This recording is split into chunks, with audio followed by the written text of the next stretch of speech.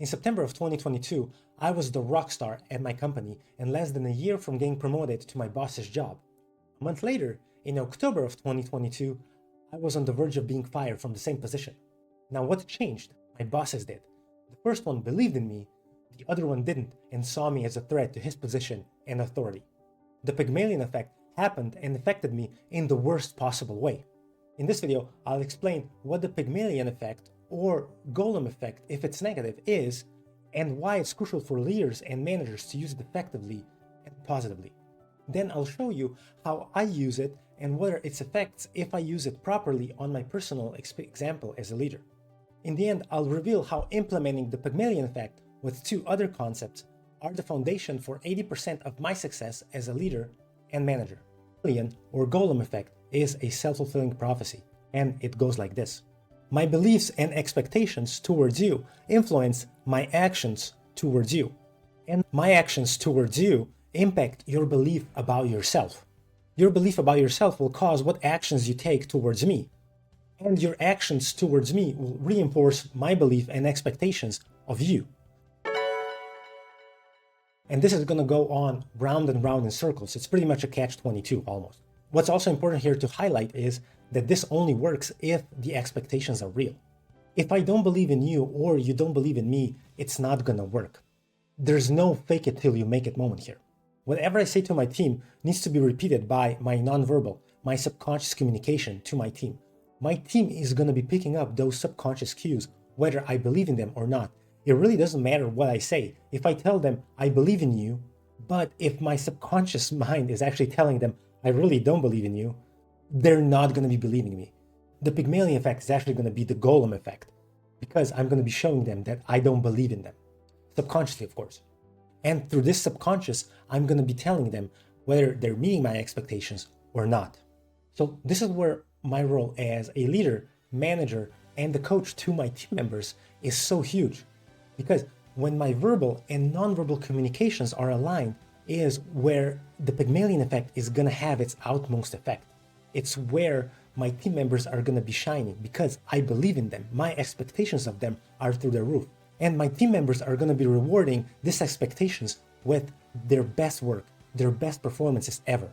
This is what I always have in the back of my mind. The moment I start working with other people, my expectations are going to influence their results.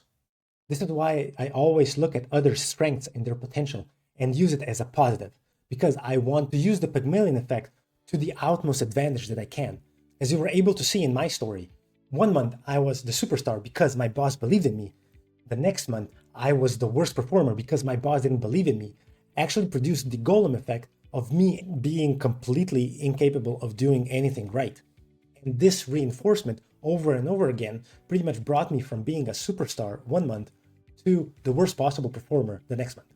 If you're wondering whether he did this only to me, that actually wasn't the case. He did this to the whole team, but I was the most negatively affected by it since I would have been promoted to his position within a year and he didn't want this to happen pretty much.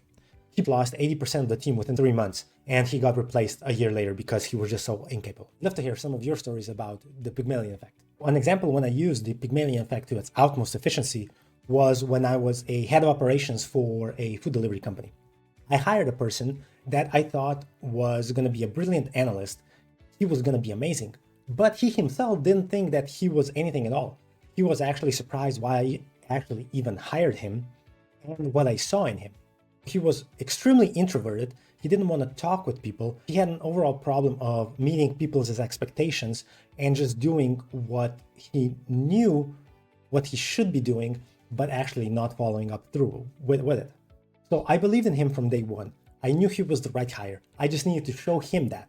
So even the tasks during the onboarding that I gave him were pretty much meant to just show him his own brilliance.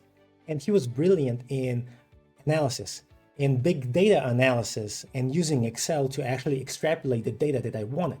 What he didn't like though was that he didn't like to talking with people. The position that I hired him for was also that he had to talk with couriers, give presentations and all of that stuff.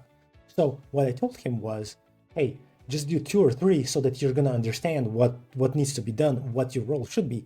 And then I'm just going to make sure that you never have to do this again. So through my use of the Pygmalion effect, he became the best analyst I ever had. And he is actually thriving right now in a different company. So this brings me to the last part, which are the 3 concepts that bring me 80% of my results as a leader, manager, and a coach. So the first one you already know, it's the Pygmalion effect. The second one is a growth mindset. And the third one is grit. So these 3 combined are the recipe for my success as a great leader, manager, and a coach. If I've already done a separate video on the growth mindset and grit, they're going to be showing up somewhere over here.